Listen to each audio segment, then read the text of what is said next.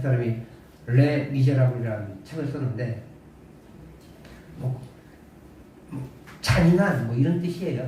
잔인한 미저러블 이런 영어로 미저러블인데 프랑스는 이제 그렇게 레는 이제 앞에 관사가 붙은 거고 레 미제라블 해가지고 잔혹한 끔찍한 이런 뜻입니다. 우리나라에서는 뭘로 유명하냐면 장발장으로 유명해요. 이제 들어본 기억이 나시죠? 원래 제목은 레 미제라블입니다. 주인공 장발장은 빵 한 조각을 훔쳤어요. 근데 이 사람들이 너무 괘씸하다고 징역을 19년형을 선고했습니다. 빵 한 조각에 1,500원짜리 빵 하나 훔쳤는데 조금 비싼 거 좋은 거 큰 거 훔쳐서 한 5,000원 하죠. 5,000원짜리 빵 하나 훔쳤는데 19년 징역을 받았어요. 그냥 우리는 훈방조치인데 벌금 2만 원이면. 근데 19년에 그 어마어마한 감옥 생활을 마치고 출소를 하긴 했습니다. 근데 삶은 완전히 도탄됐죠. 왜냐면 사실은 배고파서 빵 하나 훔쳐서 아이들하고 나눠보려고 했는데 아들이 다 어디 갔겠어요. 이제 19년 동안 돌보지 못했는데 다 거지가 됐거나 아니면 저기 어딘가에 팔려갔거나 아니면 이제 그 고아원에 가 있겠죠. 그 가정이. 그렇다고 19년 만에 돌아와서 다시 재기할 수 있는 상황도 아니고. 그래서 이리저리 떠돌아다니는 신사가 됐어요. 그러다가 이제 미리엘이라는 주교, 우리말로 신부님인데 좀 큰 성당의 신부님이세요. 그리고 이제 좀 직급이 높으신 신부님이시네요. 그 집에 이제 하룻밤 묵게 돼서 아주 이제 평소에 먹어보지 못한 그런 좋은 음식들을 맛있게 먹었습니다. 근데 그가 그 밤에 자기가 먹었던 은그릇 있잖아요. 은그릇. 그 은그릇을 가지고 도망갔다는 거예요. 근데 이게 뭔가 묵직한 걸 들고 가니까 경찰들이 이 거짓과 뭘까 들고 가니까 수상쩍잖아요. 너 이거 꺼내봐. 아니라고 막 버티지만 그럴 수 있나요? 꺼내라는 경찰이. 꺼내보니까 은그릇이 나오는 거예요. 너 이거 훔쳤지? 그치, 훔쳤다고 말할 수밖에. 안 훔쳤다고 해도 안 믿으니까. 네, 미리엘 주교님께서 제가 훔쳤습니다. 죄송합니다. 가자, 미리엘 주교한테. 갔습니다. 가니까 경찰이 주교님 내가 이놈을 잡았는데 이걸 훔쳤다고 제압역을 받았습니다. 주교님 거 맞으십니까? 라고 물으니까 주교가 하는 말이 네, 제 것이 맞긴 맞습니다만 지금은 제 것이 아닙니다. 제가 이것을 이 사람에게 주었기 때문입니다. 라고 하면서 또 한마디 하는 거야. 야, 이 사람아, 근데 왜 은촛대를 놓고 갔어? 은촛대 내가 같이 줬잖아. 은촛대까지 같이 줬대요. 장발장은 사실 잡혀갔을 때 이제 이 미리엘 주교가 제 것입니다. 이놈을 내가 밥도 먹이고 잠도 재웠는데 이 배은망덕한 놈이 제 것을 훔쳐가서 도망갔습니다. 큰 벌을 내려주십시오라고 생각을 들었어요. 그러면 빵 한 조각에 19년을 살았으니 이 은촛대, 그것도 주교님의 은촛대를 훔쳤으니 이거는 무기징역이잖아요. 이제 나는 감옥에서 그 지긋지긋한 감옥에서 죽겠구나 라고 하면서 고개를 떨구고 있는데 이 그릇뿐만 아니라 왜 은촛대는 놓고 갔어? 라고 하는 그 책망 아닌 책망을 들으며 살 희망이 생긴 거예요. 그래서 도둑질을 했다가 꼼짝없이 감옥형을 예상했던 장발장이 풀려나게 됐어요. 그래서 장발장이 이제 이름을 바꿉니다. 그리고 정말 미리엘 주교의 선에 감행해서 선한 삶을 살아요. 그가 이 은 그릇과 은 촛대를 보면서 이렇게 결심해요. 이 그릇은 내 영혼을 구해야 하는데 써야 한다. 그러니까 자기 스스로 결심하는 거예요. 그렇게 다짐하고 인생을 정말로 선하게 착한 일만 하면 살겠다. 지금까지 너무나 억울했지만 그 억울함을 다 뒤로 하고 내가 이 큰 은혜를 받았으니 그 은혜에 보답하는 것은 내가 정직하고 선을 베풀면서 살아야 하는 것이다 라고 결심하고 그렇게 살게 돼요. 그리고 그렇게 살다가 결국 시장이 됩니다. 물론 거기에는 이제 이 시장을 의심하는 경찰이 계속 있어요.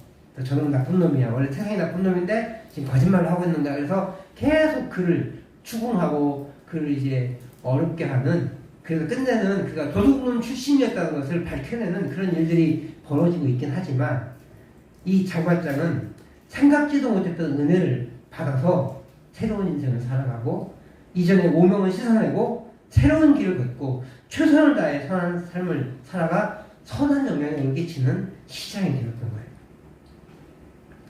이방인이었던 에베소의 사람들이 그리스도인이 되어서 유대인과 어깨를 나란히 하게 되었어요.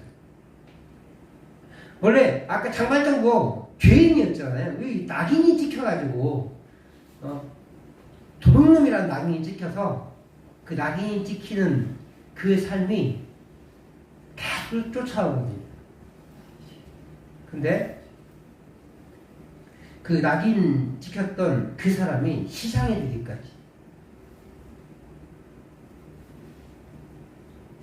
그 프랑스의 한 도시의 시민들과 동격을 유지했던 그까지 신분이 상승된 거예요. 아니, 그들의 존경을 받는 시장님이 된 거죠. 마찬가지로 이방인들은 유대인들에게 무시를 당합니다. 그런데 이 무시되었던, 그래서 저 사람들에게는 구원이 있을 수 없어 라고 여김받았던 그 사람들이 유대인과 동격이 되어 예수님을 믿고 구원에 이르는 자격이 얻게 되었는데, 그 방법이 무엇이냐? 오늘 본문에 보면 성령의 인침이다 라고 되어 있어요. 그리고 그 인치심의 목적이 뭐냐가 오늘 14절 본문에서 기록되어 있습니다. 오늘 본문을 통해서, 말씀을 통해서 이방인이 어떻게 유대인과 어깨를 나란히 하는 은혜의 자리를 앉게 되었는지, 그리고 그 은혜를 누린 자는 어떤 삶을 살아야 되는지, 그 목적에 대해서 살펴보고자 합니다. 아까 얘기했던 것처럼 이스라엘 사람들은 이방인을 무시한다고 그랬어요. 그래서 동물처럼 취급합니다. 사람 취급을 안 해요. 오늘 누가복음 묵상하다가 사마리아 통과하는 부분 나왔잖아요. 이스라엘 사람들은 사마리아를 통과하지 않아요. 그러니까 갈릴리에서 예루살렘으로 남쪽으로 내려가면 그 왕의 대로라고 하는, 족장길이라고 하는 길을 쭉 따라가면 돼요. 이렇게 산 모서리로 따라가면 되는데, 여기에 사마리아가 있으니까 이 사마리아를 가면 부정해진다고 해서 갈릴리에서 요단강을 건넙니다. 그래서 왕의 길이라고 하는 그 요단 동쪽의 길을 쭉 가다가 여리고로 넘어가는 거예요. 굳이 그냥 쭉 내려가면 되는데 사마리아 사람 만나기 싫어서 이렇게 돌아가요. 그게 이스라엘 사람들이에요. 그 정도로 사마리아는 왜 그렇게 무시당하냐? 같은 동족인데 사마리아 성이 함락될 때 그 혼혈족이 돼요. 그러니까 혼혈족은 이방인이기 때문에 너희들은 순수한 유대인이 될 수 없어, 그러면서 무시해버리고 이스라엘에서 배제시켜버리거든요. 이방인처럼 취급해요. 근데 그냥 진짜 이방인은 얼마나 무시하겠어요. 그냥 지나가기만 하면 되는데 그거 싫어가지고 돌아가는 사람들인데, 그 정도로 이방인을 무시합니다. 그리고 기본적으로 기독교는 유대교의 전통을 이어요. 그래서 바울 사도도 항상 복음을 전할 때 누구 먼저 전해요? 유대인에게. 그리고 다음에 헬라인은 이방인을 뜻해요. 이방인에게 복음을 전하는 거예요. 복음의 우선권이 누구에게 있냐? 유대인에게 있는 거예요.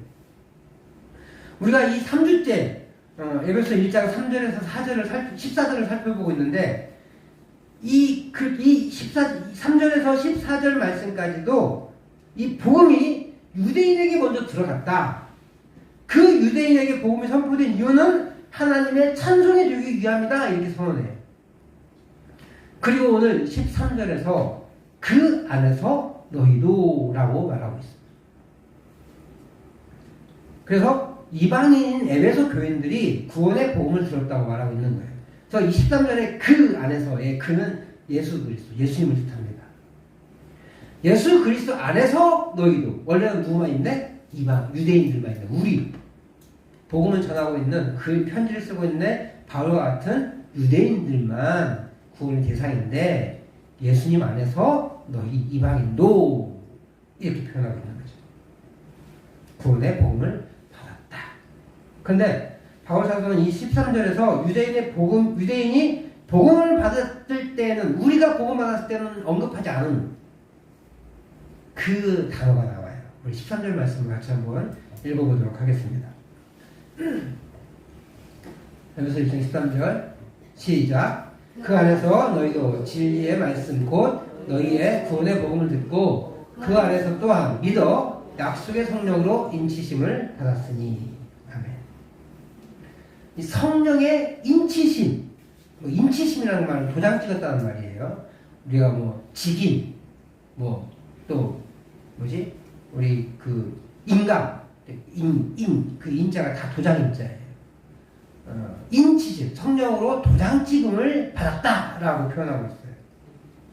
근데 왜 이 성령의 인침을 언급하는 걸까? 유대인들이 얘기할 때는 성령의 인침이라는 말이 없었는데, 그럼 유대인들은 성령의 인침을 안 받았으니까 구원함이 없었나? 이런 생각을 할 수 있을 것 같아요. 근데 인침이라는 게 뭐냐면 이 낙인이에요, 낙인. 우리는 낙인 그러면 안 좋은 의미로 쓰이는데, 낙인은 이 옛날에 서부 영화 좀 보신 기억이 있으신가요? 목장에서 보면 소에다가 엉덩이에다가 불로 팍 지지잖아요. 그럼 우리 목장에 로고가 있어요. 그 로고를 지짐으로 이 소는 우리 소다라는 걸 확인시켜 주는 거예요. 또 노예들에게도 그렇게 낙인을 찍었어요. 이 노예는 내 거라면서 알리기 위해서 이렇게 신분증 같은 것도 바꿀 수 있는데 이 불로 피부를 지져버리면 타니까 그 타는 것을 보여주면 내 거 맞네 이렇게 되는 거죠. 그 노예 제도가 있을 때 이 사람들은 노예를 뭐라고 표현했냐면 말할 수 있는 동물이라고 표현했어요. 그 정도로 인권이 없었던 시대예요. 그렇게 노예나 동물이 우리 농장의 동물인지 내 노예인지 아닌지를 확인하는 거예요. 더더군다나 그 동물 같은 경우는 우리가 얼굴 구분 못하니까 섞여버리면, 목장에서 옛날에 방목했는데 목장에서 섞여버리면 누가 누군지 모르고 또 훔쳐가도 누군지 모르고 그러잖아요. 그러니까 그렇게 낙인을 찍어서 내 건지 두 사람 건지 확인하는 거예요. 성령의 인침을 받았다라는 표현이 이거예요. 내 소유인지 그것을 확인하는 거예요. 성령의 인침, 성령의 낙인을 찍었다는 것은 성령의 소유임을 확인시켜주는 거예요. 이 사람은 누가 주인이다? 성령께서 주인이시다. 외적인 증거가 뭐가 있겠어요? 세례. 우리는 지금 이제 도장 찍을 수 없잖아요. 그러니까 세례로 믿음의 고백을 하고, 그리고 그것을 통해서 성령의 인침을 외적으로 보여주는 거예요. 내적인 것은 본문을 통해서 알 수 있어요. 내적인 증거는 뭐냐? 오늘 중요한 말이 있는데 그 앞에 빨간 글씨 뭐가 있어요? 또한 믿어. 복음을 들었어요. 그 사람들이 믿었는데 믿어서 뭐 했대요? 성령의 인침을 받았대요. 그러니까 성령의 인침이라는 것은 믿음이 내 안에 들어오는 거예요. 우리가 믿는다고 했을 때 어떤 진리를 받아들이는 게 당연하지 라고 생각할 수 있어요. 근데 예를 들어서 제가 어려운 얘기 한번 해볼게요. x 가로 열고 x 플러스 2 가로 닫고 x 플러스 가로 열고 x 플러스 1 가로 닫고는 x제곱 플러스 2x제곱 플러스 2이라고 했으니까 2예요. 그게 뭐냐면 제가 땡이라고 했는데 곱셈 뭐라고 하지? 공식이라고 해요. 쭉 전개해보면 그게 나오거든요. 근데 초등학교 1학년 때 이거 설명하면 그 사람이 알아요, 몰라요? 몰라요. 중학교 1학년, 2학년, 3학년, 고등학생 되면 이 공식은 이건 모르면 이제 수포해야죠. 수학을 포기해야 되는 거예요. 다 알아요. 중학교 이상 되면. 초등학교 1학년 몰라요. 그러니까 이걸 못 받아들이는 거예요. 뭔 말인지 모르니까 재미없어요. 근데 이해가 넓어지면서 곱하기를 해보고 더하기를 해보니까 이렇게 실제로 곱해보니까 그래서 이렇게 되는구나 라는 걸 이제 분배 법칙이라든지 뭔가를 다 써와서 아는 거예요. 그러니까 이해가 되고 그것을 믿어요. 자, 알아야 믿는 거예요. 첫 번째는. 두 번째는 그것을 그대로 그냥 받아들이는 거예요. 근데 믿음은 신기하게 있잖아요. 이해할 수 있는 영역이 아니에요.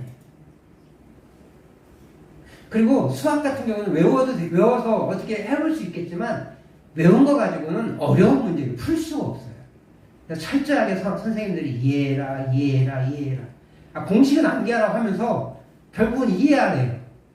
이해되지 않고는 암기 갖고는 한계가 있으니까 더 어려운, 더 깊은 뭐 적분이라든지 미적분이라든지 통계, 확률 이런 것들을 못 나가니까 함수나 이런 것도 못 하니까 이해해야 곱셈 공식을 외우긴 외우지만 그 곱셈 공식을 전개해서 곡식의 법칙을 내가 만들어낼 수 있어야 하니까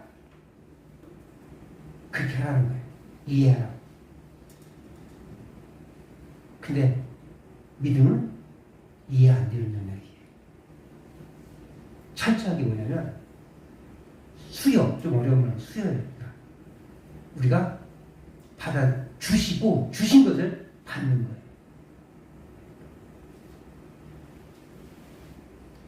그래서 믿음이 하나님의 역사니까.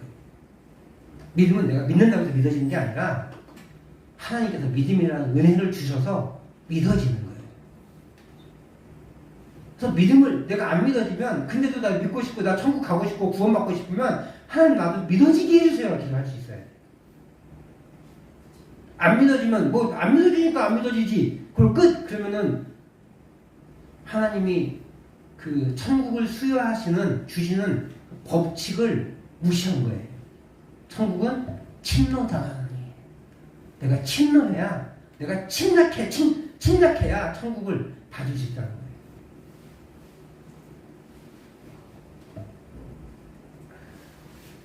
그래서 이 믿는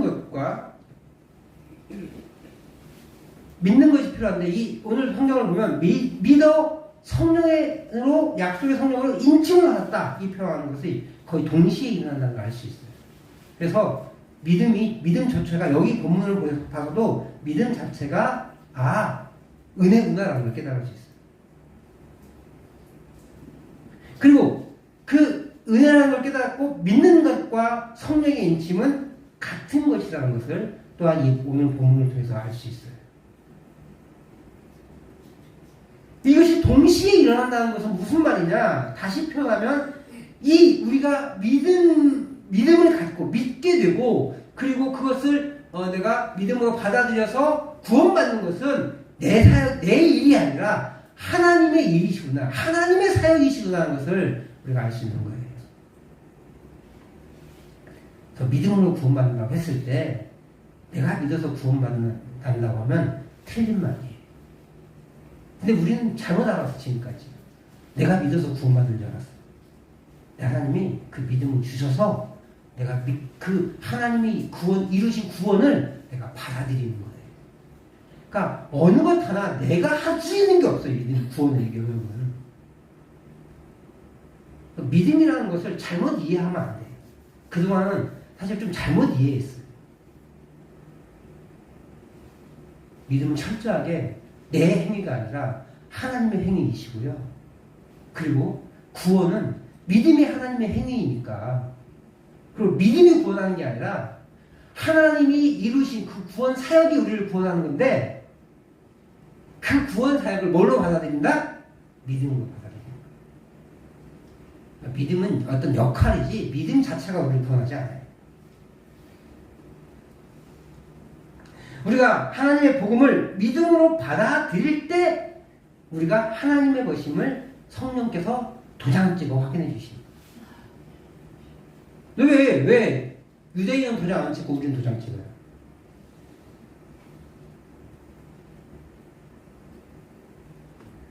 원래 이방인은 하나님 나라 백성이 아니에요. 물론 최초에는 모두가 하나님 나라 백성이니까 맞았어요. 근데 하나님이 아브라함 이후에 어느 민족을 선택해요? 하나님 백성으로? 이스라엘을 선택하잖아요. 이스라엘을 선택하는 거예요. 그 이스라엘 중에 대표로 남은 지파가 유대 지파인데 그 유대 지파를 좀 이스라엘 전체로 통틀어서 얘기하는 게 유대인이라는 게. 그러니까 유대인은 유대 지파를 얘기하는 건데 사실 이스라엘 전체를 말하는 것이 되었어요. 하나님 나라의 백성이 되지 않은 이방인이 하나님 나라의 백성이 되었다면 징표가 필요하죠. 이스라엘은 구약에 뭘 했죠? 난지 8일이 되면 할례를 했어요. 이방인들이 나도 여호와 하나님을 따라야겠다라고 마음을 먹으면 그들이 그 공동체에 들어갈 때 무조건 해야 되는 거 한 가지가 있어요. 그 사람은 성인이 되어도 할례를 해야 돼요. 할례만 하면 그 사람들이 생김새는 외국인인데 나 할례 했습니다 라고 하면 할례 다 보여주니까 그러면 그 사람은 이제 뭘로 받아들인다고요? 유대인, 이스라엘 백성으로 받아들이는 거예요. 그게 징표예요. 구약시대에 이스라엘 백성이 된 징표. 그리고 구약시대의 이스라엘 백성이라는 것은 누구의 백성이에요? 하나님의 백성이죠. 그럼 신약시대에는 하나님의 백성이 어떤 사람들이에요? 유대인들이에요. 그리스를 믿는 유대인. 그 사람들은 징표가 따로 필요하지 않아요. 제1 우선순위가 있으니까. 그래서 성령의 인침이라는 말을 표현하지 않아요. 근데 사실은 다 인침을 받은 건데 표현하지 않아도 되는 거예요. 원래 유대인은 하나님의 백성이니까. 그래서 그리스도를 믿는 것이 원래는 너무 당연한 건데 이 예수님을 거부한 그 사람들은 스스로 유대인임을 거부한 거예요. 뭐 이런 거 있잖아요. 내가 대한민국 헬조선이라고 그래가지고 옛날에 나는 조선족이 되는 게 싫어. 대한민국 백성이 되는 게 싫어. 근데 헬조선 그래가지고 나는 대한민국을 떠날까. 뭐 이런 인간들이 있었잖아요. 사람들이. 그런 것처럼 이스라엘 사람들은요. 그 유대인들은 내가 예수님을 통해서 하나님 나라 백성이 되는 걸 거부해버렸어요. 근데 그것이 여전히 구약을 유지하는 것이 하나님 백성을 유지하는 것이라고 착각하고 그렇게 한 거예요. 잘못 알고. 근데 이방인들은 어때요? 이스라엘 밖에 있었잖아요. 밖에 있는데 그것이 안으로 들어왔다는 할례를 행해야 돼요. 마음의 할례를 행해야 됩니다. 그게 뭐예요? 믿어서 성령의 인침을 받는 거. 그 증표가 성령의 인침이라는 거예요. 그런데 그런 그들이 성령의 인침을 통해 하나님 나라 백성이 된 거죠. 도장 하나 때문에 그렇게 된 것임을 우리가 알 수 있어요. 이런 겁니다. 우리나라 사람이 미국으로 갔어요. 미국으로 가서 이제 대한민국 국적을 포기하고 미국 국적을 취득하겠습니다 라고 하면 좋아. 그렇게 해서 바로 미국 국민이 되냐? 그렇지 않아요. 첫 번째, 오래 살아야 돼요. 그리고 최소한 미국 국민하고 결혼을 해야 돼요. 근데 그냥 받아주냐? 그렇지 않아요. 시험 봐야 돼요. 공부해서 시험 봐야 되고요. 또 선서를 해야 됩니다. 나는 미국 국민으로서 의무와 책임을 다하겠습니다 라고 선서를 합니다. 그리고 나서 이제 도장이 찍힌 주지사든 아니면 어떤 장관의 국방장관의 도장이 찍힌 시민권 징서를 받는 거예요. 그제서야 이제 그 사람이 미국 국민이 되는 겁니다. 미국에 한다고 국민이 되는 게 아니에요. 나 미국 국민 될래? 한다고 해서 되는 게 아니에요. 나도 의무를 다하겠다고 의무를 다해야 되고 재력과 시험도 보고 그 다음에 돈도 있어야 돼요. 미국 시민 되려면.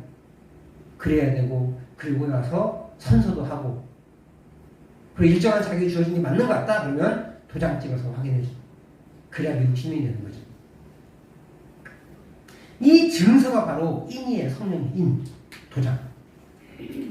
그렇게 성령은 에베소 교회의 사람들이 하나님의 백성임을 증명해 주고 있는 거예요. 그래서 하나님은 그렇게 에베소 교인들을 하나님의 백성 삼으셨습니다. 그리고 그들을 하나님의 백성 삼으신 이유를 14절에서 얘기하고 있는데 성령의 인치심으로 하나님 백성 삼으셨는데 그가 무엇이냐 14절 말씀 같이 한번 읽어보도록 하겠습니다. 시작. 이는 우리 기업의 보증이 되사 우리 그 얻으신 것을 성량하시고 그의 영광을 찬송하게 하려 하십니다. 아멘. 14절은 이는이라고 말로 시작하는데 제가 성경 읽을 때 이는 나올 때 뭐라고 읽으라고 했어요? 왜냐하면인데 여기서는 왜냐하면이 아니에요. 여기서는 왜냐하면이 아니고 이것은 이라고 읽어야 돼요. 이것은 우리 기업의 보증이 되사. 이것이 뭘까요? 성령입니다. 성령의 인치심은 우리 기업의 보증이 됐어요.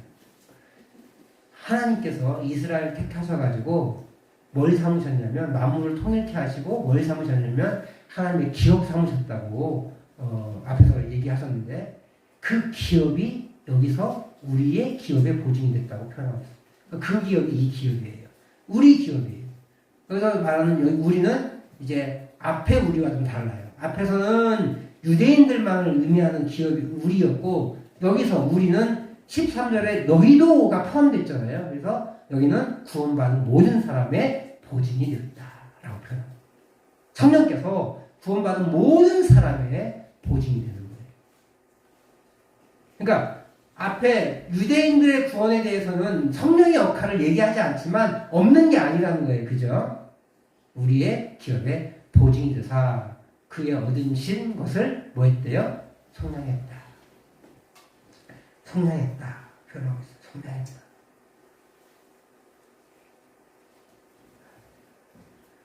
성량했다는 말은 우리를 죄에서 건지셨다 이런 표현입니다. 그리고 그것을 통해 뭘 해야 한대요? 하나님의 영광을 찬송하게 하려 합니다. 그러니까 우리를 구원하시는 목적이 뭐래요? 하나님의 영광을 찬송하는 삶을 살아가는 거예요. 노래만 부르고 다녀야 되냐? 그게 아니라고 그랬죠. 하나님의 영광을 찬송한다는 표현은 하나님을 높인다는 표현이에요. 곡조를 불러도 노래를 부른다는 의미도 포함되지만 그보다 훨씬 더 광범위하게 나의 삶이 나의 어떤 언어 생활이 그 모든 것들이 하나님이 높아지는 역할을 하게 된다는 거예요. 그게 우리의 목적이라는 거예요. 오늘 우리가 에베소 1장 3절에서 14절까지 3주에 걸쳐 살펴봤는데 제가 뭐 한꺼번에 다 읽지는 않았지만 3절에서 14절은 우리나라 성경은 이렇게 문장이 여러 개인데 원래 바울 사도가 썼던 그 편지는요 단 한 문장이에요. 그 한 문장으로 계속 하고 싶은 말씀이 뭐냐면 하나님이 우리의 구원을 이루셨습니다 라는 거였어요. 그래서 일부러 한 문장으로 쓴 거예요. 헷갈리지 않으라. 근데 문장은 너무너무 어려운데 한 문장이어서 도대체 뭔 말인지 모르겠는 거예요. 여기에 섞이고 저기에 섞이고 있는 것 같아서 딱딱 끊어지면 쉬운데 근데 바울 사도가 일부러 길게 쓴 원래 좀 길게 쓰는 걸 좋아하시긴 하시지만 길게 쓴 이유 한 문장으로 이렇게 길게 쓴 이유 신약 성경에서 제일 길대요. 이 문장이. 그 이유는 뭐냐면 하나님이 어떻게 우리를 구원하셨는지 알려주죠. 하나님의 우리의 구원을 이루셨습니다. 유대인도 헬라인도 만물을 통일되게 하셔서 그렇게 모든 유대인과 헬라 이방인들을 구원하셨습니다. 하나님이 하셨습니다. 라는 걸 보여주기 위해서 한 문장을 쓰신 거거든요. 근데 그 한 문장에 반복되는 표현이 많이 있는데 제가 계속 강조하지 않았지만 하나는 예정이에요. 예정. 하나님 작정하셨습니다. 라는 거. 두 번째는 제가 3번의 설교를 거쳐서 계속 제목으로 삼았던 영광을 찬송하는 것. 만물을 통일시켜서 기업을 만드셨는데 하나님의 영광을 찬송하기 위해서 유대인을 구원하셨는데 하나님의 영광에 찬송이 되기 위해서 이방인을 구원하셨는데 하나님의 영광을 찬송하게 하기 위해서 그게 하나님이 이루신 업적이고 하나님이 우리를 구원하신 목적이세요. 왜냐하면 원래 우리는 그런 존재이기 때문에 하나님과 교제하면서 하나님과 기쁨을 누리면서 자연스럽게 하나님이 높아지는 그런 삶을 살기 위해서 창조되었는데 그게 깨졌잖아요. 죄 때문에. 그래서 다시 회복시키기 위해서 하나님이 세상을 통일하시고 그리스도 안에서 예정하시고 그리스도 안에서 통일시키셔서 만물을 통일시켜서 우리를 구원하신 거예요. 사랑하는 성도 여러분, 우리는 예수님을 영접할 때 성령의 인치심을 받은 존재들입니다. 그런 존재들로서 우리 하나님이 이루신 목적, 하나님의 영광을 찬송하는 삶, 그 삶을 살아갈 수 있기를 축복합니다. 이 에베소서의 첫 번째 단락, 이 3절에서 14절 말씀은 하나님이 이루신 큰 일을 보여준다고 했어요. 그리고 그 큰 일은, 그것은 하나님이 예정을 통해, 그러니까 어떤 구원의 계획을 통해 죄로 인해 갈라졌던 하늘과 땅의 모든 것을 그리스도 안에서 통일되게 하는 거예요. 그래서 이 통일은 섞는 게 아니라 하나 되게 하는 거예요. 그 예수 하나님 안에서 하나 되게 하시는 거예요. 그래서 하나로 통일해서 하나님의 무엇이 되게 하셨냐? 기업이 되게 하셨어요. 하나님의 기업. 우리는 그래서 하나님의 기업이에요. 기업의 목적이 뭐예요? 세상에서의 기업의 목적은 이윤추구, 돈을 버는 거예요. 물건을 만들어서 혹은 서비스를 제공함으로써 돈을 벌어들이는 게 목적이에요. 근데 하나님이 기업을 세우신 목적은 뭐냐? 하나님의 영광을 찬송이 되는 거. 그게 하나님의 기업의 목적이에요. 그 우리가 목적대로 살아가는 건 무엇이냐 그러면 하나님의 영광의 찬송을 올려드리는 것, 하나님의 영광을 찬송하는 것, 그것이 우리 기업된 우리의 목표예요. 목표. 그리고 하나님은 우리가 그렇게 하나님의 영광을 찬송하는 백성이 되기를 원하시는 거예요. 유대인뿐만 아니라 이방인인 우리까지, 에베소 교회뿐만 아니라 우리들까지도 그렇게 하나님의 영광을 찬송하는, 하나님의 영광의 찬송이 되기를 원하시는 겁니다. 바라기는 정말 우리 모두가 성령의 인침을 통해 그리스도 안에서 하나된 삶을 살고, 그 통일된 삶을, 하나된 통일의 삶을 통하여서 하나님의 영광의 찬송이 되는 그런 삶을 살아가시는 주님의 거룩한 백성 되시기를 주의 이름으로 축복합니다. 그리고 날마다 성령의 내주하심을 누리며 살아가시는 우리 성도님들 되시기를 다시 한번 주의 이름으로 축복합니다.